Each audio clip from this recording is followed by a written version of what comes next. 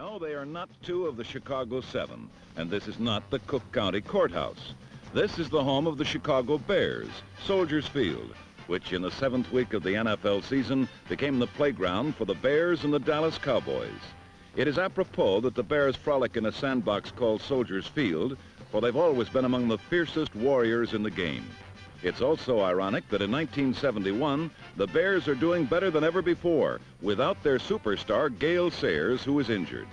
Led by the most bellicose Bear of them all, Dick Butkus, they have stayed in the thick of their division race with a perennially ferocious defense and by rallying around an ersatz offense that has had 3 quarterbacks, the latest of whom, Bobby Douglas, upset the Lions after rooming with Coach Jim Dooley all week.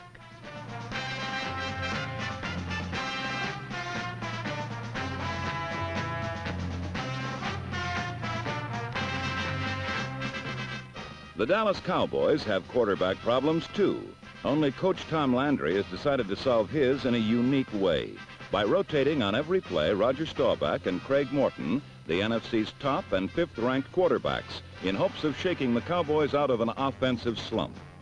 Interceptions and fumbles have been the main reason Coach Tom Landry had lost 2 of his first 6, and last Sunday against the Bears, he hoped to change all this. I'm Bob Delaney, and this is the NFL Game of the Week, the Chicago Bears versus the Dallas Cowboys.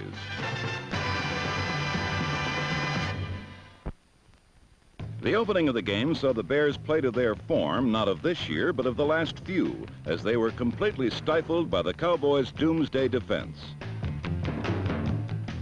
Rotating quarterbacks at first did not seem to bother Dallas, as they too played to last year's form and rolled downfield on their first series. First Morton, then Staubach gave the ball to number 33, Dwayne Thomas.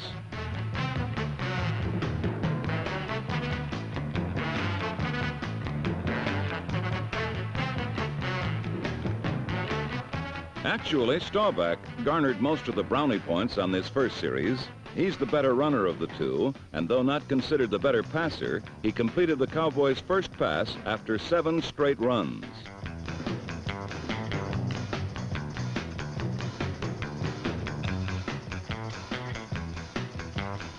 Two Mortons and a Staubach later, it was Roger who also made the key play of the drive, a 26-yard strike to Lance Alworth to the 3.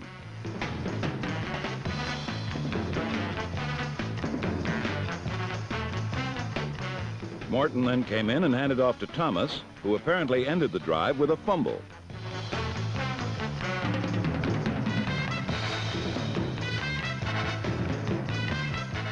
But the decision was to the contrary. On a repeat of the play, watch Thomas clearly have possession when crossing the goal line.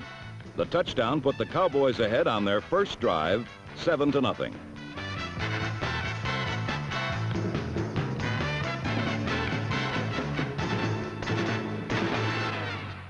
On the Bears' second series, Coach Dooley had Douglas throwing, and the strategy worked against the weaker part of the Dallas defense pass coverage. George Farmer, number 43, was on the end of this bullet and gained 41 yards.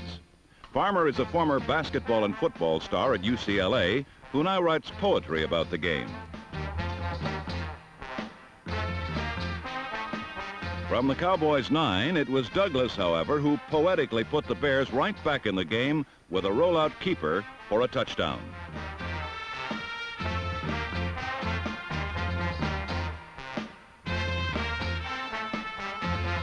The score was tied at 7, as the Bears, who had previously beaten 2 of the NFL's best in the Vikings and Lions, seemed to have found a quarterback to light their fire.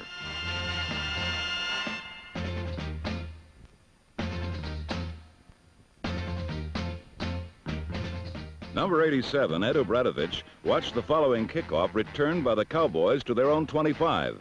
Then it was time for the big bad Bear defense to try to contain the shuttling Dallas quarterback and their teammates.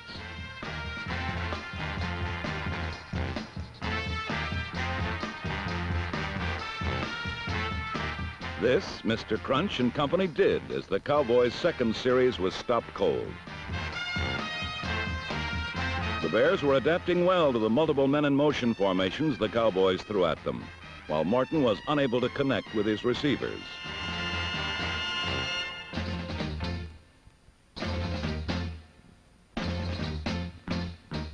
So on fourth down, Ron Whidbey, the NFC's leading punter, hung one high and deep to Ron Smith, the exciting return man acquired from the Rams, and he almost went all the way.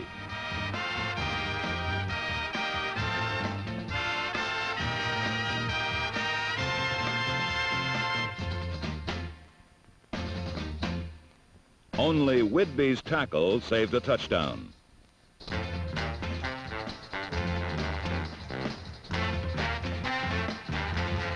Whidbey's tackle did save 4 points, for the Bears were unable to get past Leroy Jordan for a first down.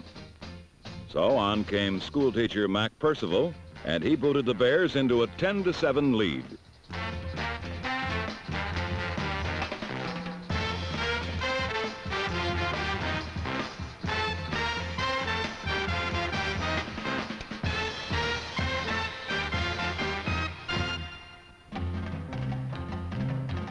Dallas's third series went no better than their second. In fact, it went a lot worse.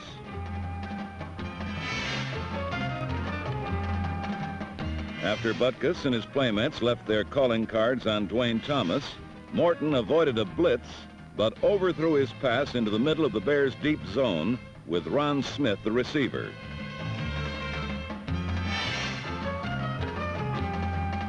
Smith's return again set the Bears up in Cowboy territory on their 32 as the first quarter ended.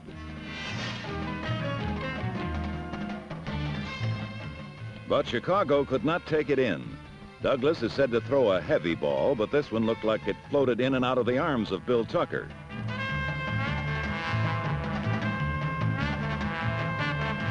Again, Mac Percival was called in, and this time he hit from 38 yards out to give the Bears a 13-7 lead. Aside from their first series, the Cowboys and their two-quarterback system had been ineffective. But on their fourth possession, they began to move again.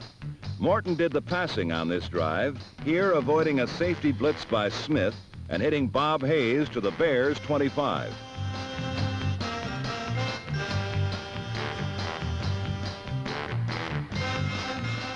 But here the drive stopped. Number 85, Willie Holman, George Seals, Ed Obradovich, rookie Tony McGee et al. Prevented any more big gainers by Thomas, while preventing Roger the Dodger from making a first down on a third down scramble.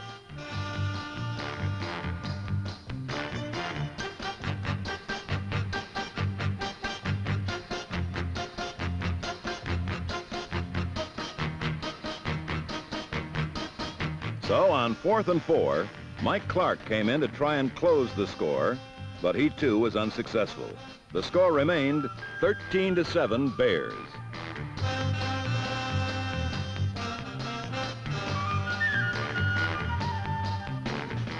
The rest of the half saw Douglas unable to move the Bears at all.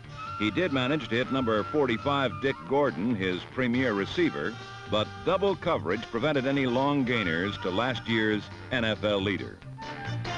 Most of the time, Douglas was pressured, harassed, and penned in by the Cowboys' front four, unable to clearly see his targets.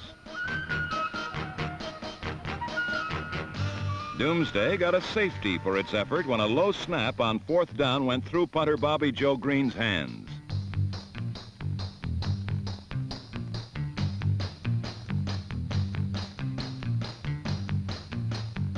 With 2 minutes left, Dallas now trailed by 4 and would receive the ball. At least one fan in Chicago was happy about all this. A punt after a safety is interesting because it's like a practice kick without pressure from an on-rushing line. Bobby Joe Green boomed a 60-yarder without this pressure, but Cliff Harris took it back 23 and seemingly had Dallas in good position. However, a major penalty set them back to their 27. Morton played this entire series and with a minute left in the half was moving his team.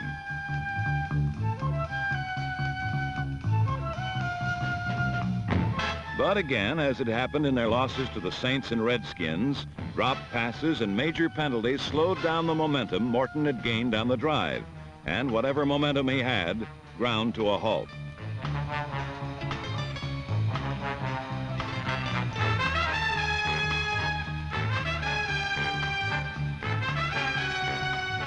The Cowboys went for 3 on the last play of the half, but Mike Clark was having a miserable day with his foot. The field goal from the 42 failed, and the Bears watched the first half clock run out, leading 13-9, sensing a chance for another upset over a major NFL power.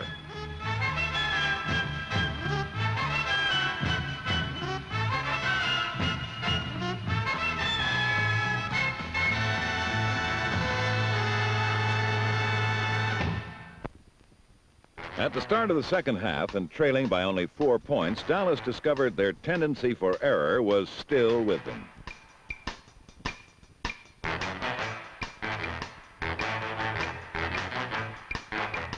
Craig Morton's reaction to the dropped pass underlined the frustration felt by both Cowboy quarterbacks today as Tom Landry continued to alternate them. Morton's anguish seemed compounded as after each play, he had to walk stoically away from the action as Staubach took his place.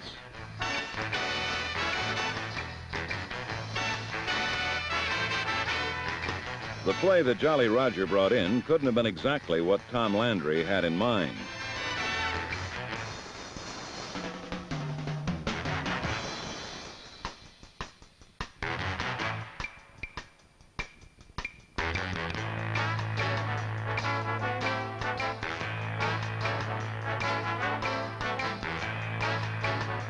Gary Lyle's interception gave Chicago the ball near midfield, and the Bears offense had an excellent chance to increase their 4-point margin. Another look at Staubach, and we can see he had time to pass, yet seemingly threw the ball directly to the Bears' safety. Lance Allworth was wiped out with 2 blocks, and Lyle broke 2 tackles in open field before going out of bounds.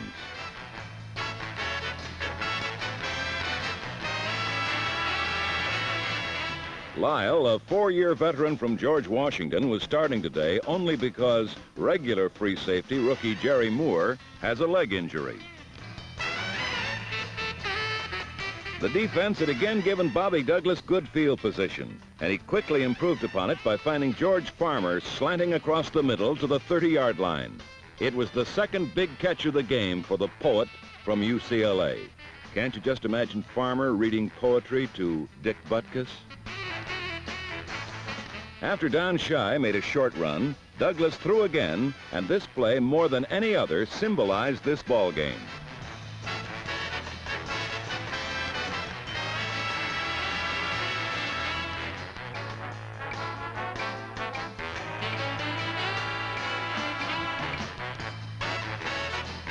On the double turnover, the Bears had the ball back at almost the identical spot with a first down to go with it.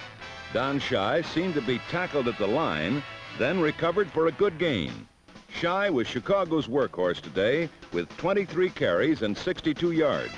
And with Gale Sayers back on the injured list, Schei is now their premier runner. Douglas soon lost all the yardage Schei had gained, however.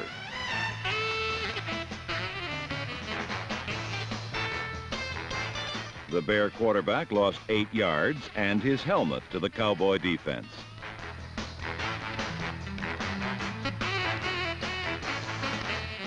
And on third down, Schei was simply swarmed by Cowboys.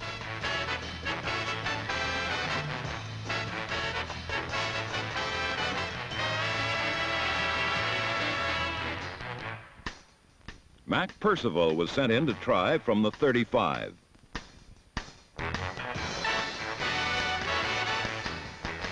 His success brought the score to 16 for Chicago, 9 for Dallas. Now Dallas trailed by a touchdown, and Morton went to Lance Allworth on the next series. The usually sure-handed Allworth had 5 catches today. This wasn't one of them.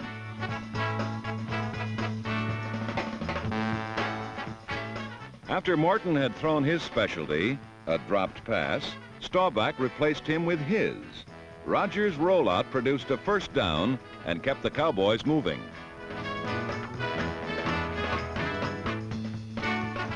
Morton finally had some help on the next play. Margene Adkins kept both feet in bounds, and Dallas was at the enemy 40. Adkins replaced Bob Hayes, who was through for the day with a pulled muscle. Staubach's turn, and he went to Allworth at the same sideline and in front of the same cornerback, Bob Jeter.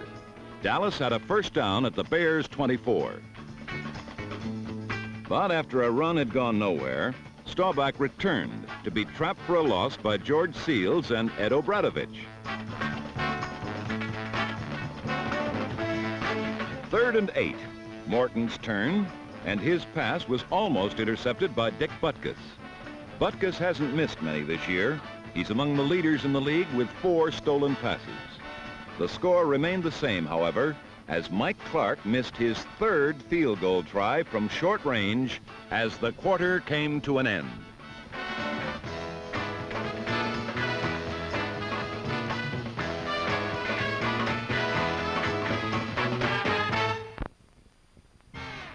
As the final period began, Douglas gave Dallas another chance to make up their 7-point deficit.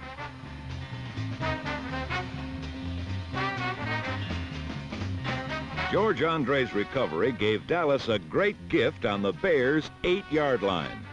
But as they'd been all day long, the Chicago defense was equal to the challenge. 2 straight runs by Dwayne Thomas got absolutely nowhere. And on 3rd down, when Morton found Garrison with a pass to the right flat, linebacker Doug Buffone made a great tackle to save a sure 6 points.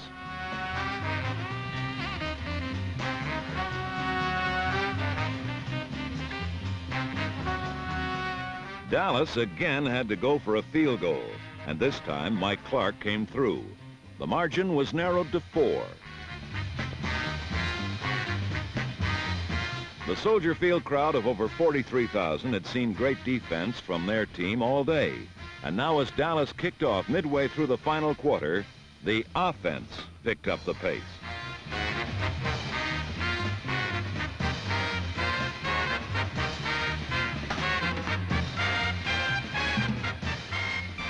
Ron Smith returned the kick to the Chicago 37. Then Douglas, showing great concentration on his target, found Dick Gordon, who had badly beaten his man. If Douglas's pass hadn't caused Gordon to leave his feet, the leading pass receiver in the NFC would have gone all the way.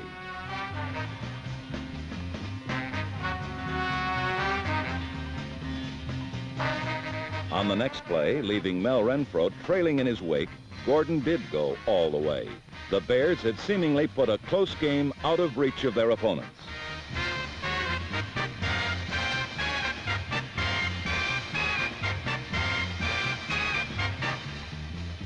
The Bears found it easier to get 6 points than 1, but Bobby Douglas turned his own fumble into the point that zoomed the score to 23-12.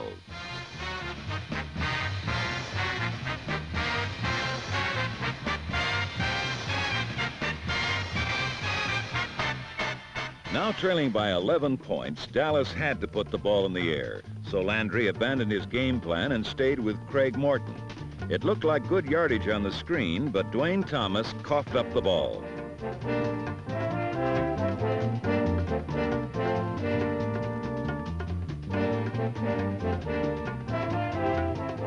The happy young man who recovered the fumble is rookie cornerback Charlie Ford.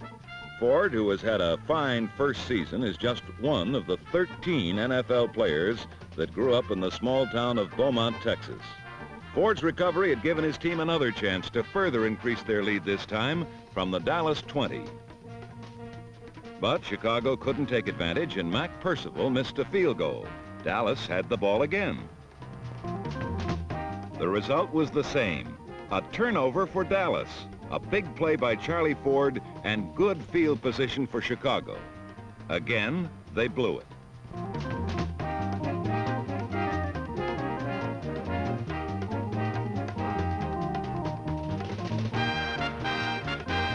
Now the script changed. Dallas took over after a punt. With less than 4 minutes to go, Dallas moved the ball. Walt Garrison weaved his way for 20 yards.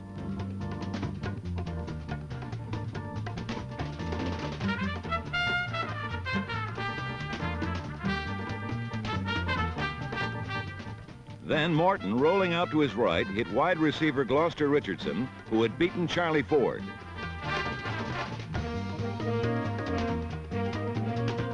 With striking suddenness, Dallas had narrowed the gap to 4 points. It was a new ball game. With just 2 minutes left in the game, it was left to the Bears offense to control the ball. They were unable to do it and had to punt with plenty of time left for Dallas to win. But unbelievably, Dallas did it again. Cliff Harris was hit hard by Cecil Turner, and Dallas had lost the ball by fumbling for the 3rd time. The Cowboys were mad, the fans were glad. But once again, the Dallas defense held. They forced a punt into the end zone, and with just 52 seconds showing, the Cowboys offense came on for their final try.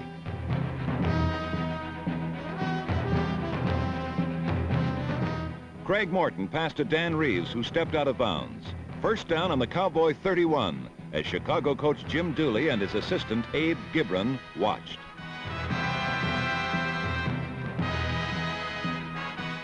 Morton again went to the sure-handed Reeves, this time to the opposite side. Another first down.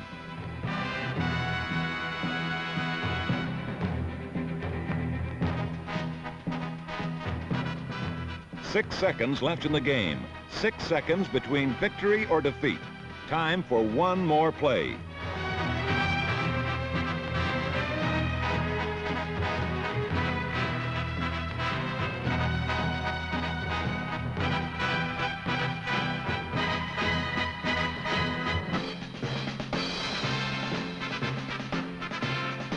It was all over. Fittingly, the Bears ended it with an interception, their 4th of the day.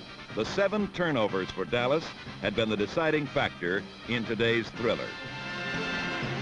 It was a great victory for the Bears, for it enabled them to stay in 2nd place, only 1 game behind the Vikings. For Dallas, the loss was particularly stinging because they again fell 2 full games behind the first-place Redskins in their division. Today's game was really the story of 2 coaches with quarterback problems. The problems are of a different nature, and the solutions were directly opposite. In one case, a coach's confidence in a young man appears to have paid off. In the other, indecision has divided responsibility and compounded the problem even further. Today's game was a fitting showcase for both methods.